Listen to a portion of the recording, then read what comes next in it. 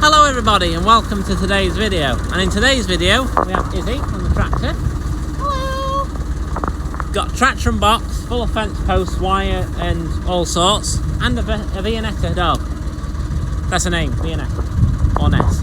But anyway, what the plan is, we're going to run a wire up this wall here. I'm going to fence up this field, up that wall, far wall side, up that side of the field. Because this is a pasture field, that's a silage field, and that's a silage field over there. So the idea is, we're going to fence both these fields and graze them. We're going to bring, well, basically these fields are the fields away from the farm that we rent.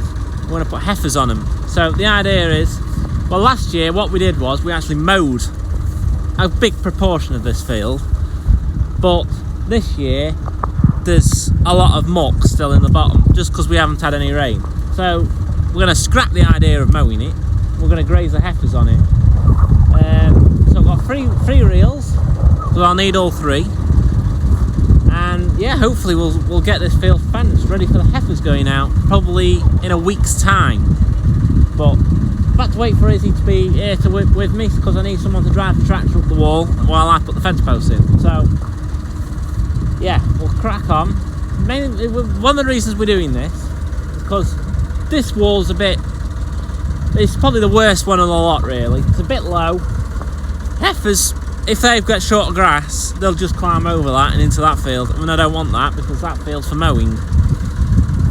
Even though we haven't had much rain for it to grow, so yeah. But anyway, there's a bite of grass out here, so we'll crack on, we'll get this electric fence up and we'll make a start.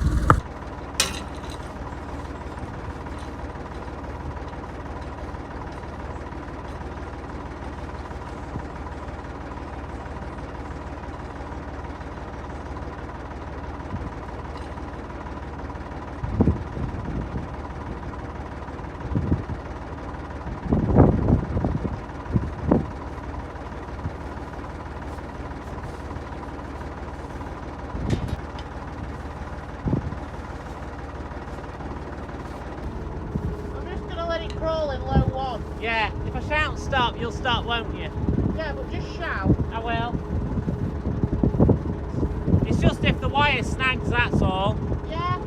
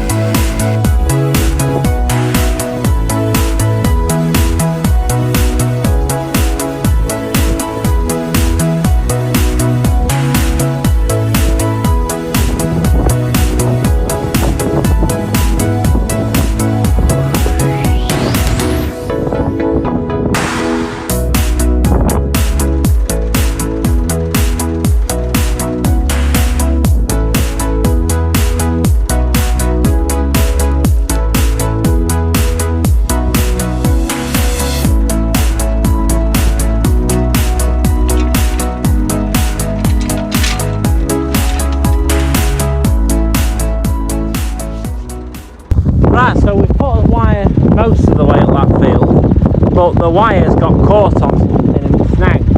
So it's about, I don't know, 50 foot from the end of the field.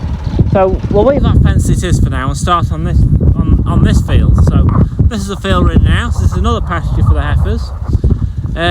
But what we do is, I just thought I'll just show you this. So we latch the bungee onto something. So on this case we've latched it onto the spring on the gate, and then attach the reel to the box on the tractor. So the box, basically you're pulling the wire as you go along. You just got to watch it doesn't snag, but it did in that field. But I can sort that one out after. But we're at the top of this field, so we'll get this field fenced and then we'll sort that wire out. But there's a mains wire there that runs along that wall, where are we? There. So what we do is we just attach the bungee onto that, and then it just basically livens the wire up. So that makes the wire live, but we're not attaching to that just at the minute. So we're still setting the fence up. But I thought I'd just show you how we're doing it.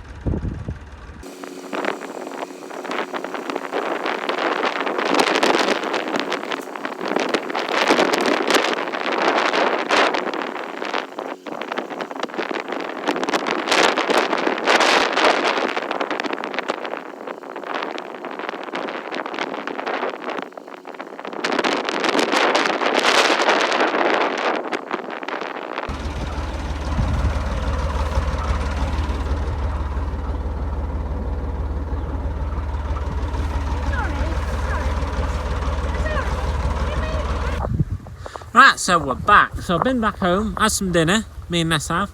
So we've lost Izzy, she's got work to do, so she's gone doing that. So what I've just come and done, just finished this fence off. So how we've done it is, we've got it joined up to the mains wire, which is there. So you can see that, there's a very thin wire, just there. We've joined onto that. We've joined two fences onto it, so we've got one there that runs across that wall all the way around up to the farm up there, and then this one joins up and then just goes down this wall side. The bottom of this field has got a barbed wire fence across the bottom to joins the road, so I don't need to worry about putting an electric fence on that. That's fine. Barbed wire will stop them pushing on that wall onto the road. No need for the pull electric on that side. What I need to do is that wall side over there, we need to put an electric fence across that, because that silage field, that is on the other side of that wall, we mow that for silage. Don't need to do the far side of that because that's got mains on as well. So three sides of the top field has got two sides of the top field has got mains electric around it already. This has already got a mains electric on the opposite side of this wall, so I don't need to do anything with that, hopefully. I mean, I could run another wire across this side if I really wanted, but so it would have electric up both sides of the wall, but I don't think that's going to be necessary, I hope. But I just need to go and do that wall side because that's the only side that isn't on any fence, any electric on it, apart from the bottom, which is obviously barbed wire, which they can't do anything with anyway. But this is why this particular field we actually mowed, like I said earlier, we mowed a big proportion of this field for first cut last year when we did the rest of the silage ground. So here's on this side of the wall is a field that's set up for silage. That's growing, not as well as it should really because we haven't had much rain. Today is the 5th of May today, so yeah, it's not the greatest situation to be in because we've not had much rain, and grass growth should be more than that. It's very dark green. Dark green means it's full of nitrogen. Well, I think it means anyway, as far as I'm aware. But the reason why we're not going to mow this for silage this year, lumps of muck still here. Not brilliant. Cows will graze around that, no mither at all. But you mow it, you're going to mow through that, and it's going to cause some aggro. It's going to cause problems. So yeah, that's what we're going to do. Right, so I just thought I'd show you how we're doing it on this side. So back from when there were sheep on this in the winter, they had electric fence for the sheep. So someone's left this fence post, this short one. So I've joined up to that. Joined onto there. I haven't got another bungee, so I might get another bungee next time I'm out. So I can join onto this, which is the one that runs up this wall side. And we're going across to the gate like this. We're going to run it down this wall side, hopefully. We just have to take into consideration that when this is tight, we can't sit in the water. We can't touch the concrete either. Can't touch the concrete. So they need to have access to the water, but this wire can't sit in the water. It won't do them any harm because it's only mains. It wouldn't. I don't think it'll do. If it sat in the water, it wouldn't electrocute them. But you know, you want this sat. I mean, I might get a piece of string and see if I can do something with that. Right, so we've had a rethink of this. We've managed to wedge an electric fence post there in the wall. We've tied it there. So that way, when the wire's tight, it's missing the water drop. So we're alright. So I'll just drive down this wall side now, keep stopping, put so many fence posts in and we'll crack on.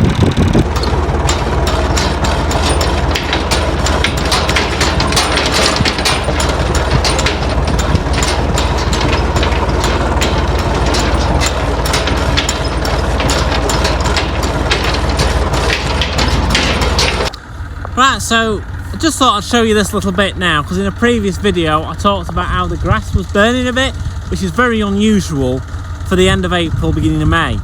You know, it's something we'd expect normally in the summer, well, in a dry summer, not when when the grass is growing in April, May. So I thought I'd just show you this bit now where it is burning. So this here where the dog's sniffing, it's burnt here. It's very crispy and dry. It's all very burnt. There's another patch there. There's a few more patches up this bank here. It's not good really, this. So this is ground it's on a bit of a bank here, it's on a bit of a slope. What it'll be is there won't be much soil here. It'll be very rocky underneath the soil, underneath the grass.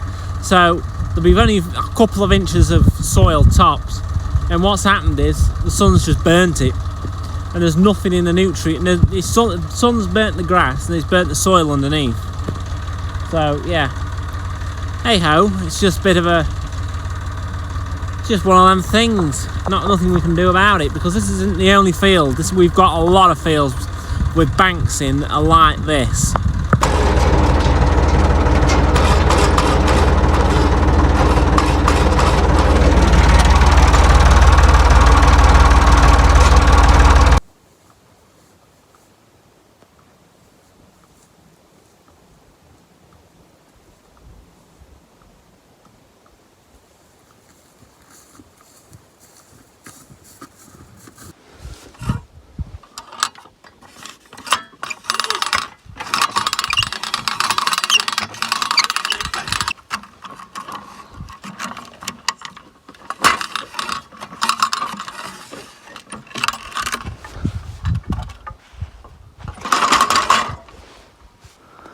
Right, so there we have one electric fence up, and we did just have only just enough wire really. We don't want much less than that left.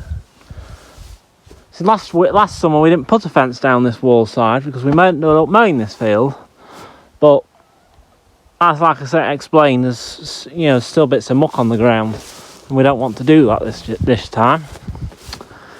And we've got 2 electric fence posts spare and all. Yeah, so hopefully now we've got all those fences up. Hopefully this will work. At the minute we're going to bring approximately 20 or 30 bulling heifers, roughly around that number. We're scanning on Wednesday, so today's Monday.